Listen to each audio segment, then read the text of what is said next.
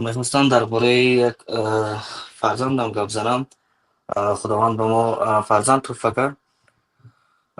در حالی در بطن مادرش است، ولی در همین 2 ماه بود یا 2.5 ماه بود که فهمیدیم که در دلش کسلی داشته است.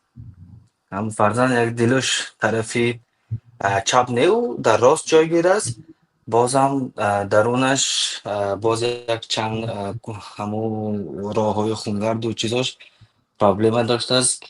برای این دکترها اینجا توصیه دادن که اگر خودتان فرزند یعنی گیریتون، یعنی که همون که روسا میگن ابورت کنیتون، اگر خودتان رو میمونیم، لیکن مثل دیگر فرزندهای عادی بارین مثال افزای کلان شوی و چیزش خوب نمیشه. بس کو خدا میداند که تا کی وقت او آرام یگان چیزی 100% ندادوسیان دیاگنوزی 100% نداشتم. گفت اقلا سه بار ما اپراتسی میکنیم، تا کمش 3 بار اپراتسی میکنیم، بعد از اون باز میبینیم چی رقم میشن.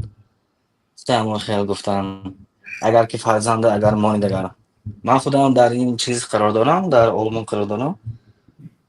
دخترای اینا همینجا همین گفت همین خیلی به شما چی مسئله میتید دامغای داشت چند میتونستید. ماهه کودک حالا؟ حاضر 5 ماه میشه.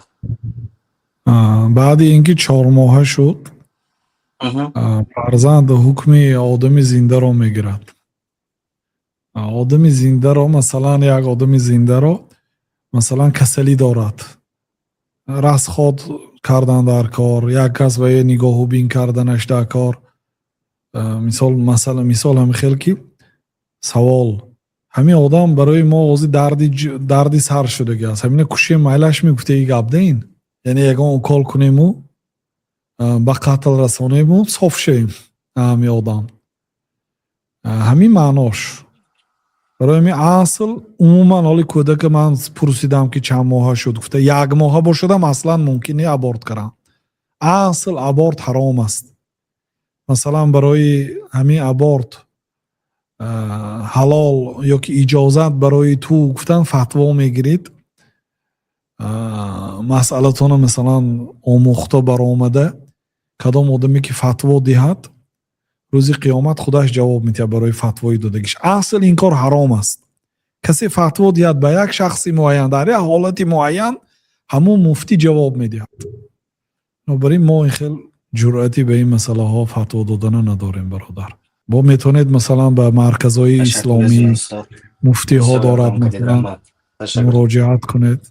انشالله این یکمش که این احتمالایی که دکترها میگن احتمال از دروغ براید و اگر رفته همین خیلی فرزند تولد شودم امتحانی الله تعالی شما امتحان نه، اگر اون فرزند کدی شما امتحان نکنه دیگر چی کدی امتحان میکنه. این دنیا لقد خلقنا الانسان فی کبد، ما انسان به مشقت آفریدیم. شما فکر نکنید که از مشقت ها میگریزید. یا مشقت میتیم مشکلی میدهد که 10 برابر این وزنین است.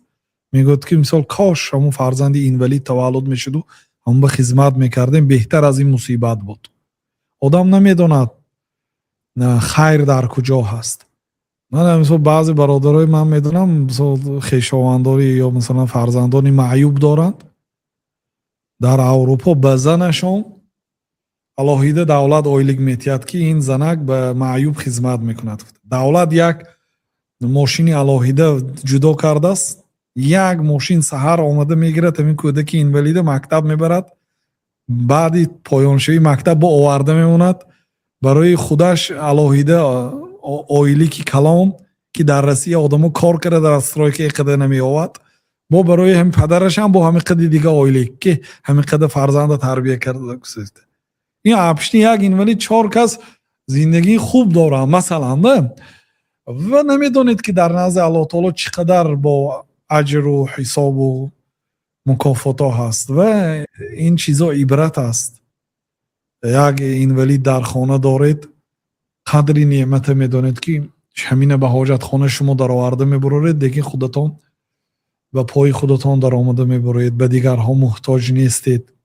وقتی اینه میبینید باید ایمانتان زیاد شود و شکر به نعمت های الله تعالی میکردگی میشید عموما این مسئله ای که حاجت به فتوا دارد، این خیلی دخترها هم خیلی گفته باشند تمام روید ابورت کنید، میگفتگی مسئله نیست برادر.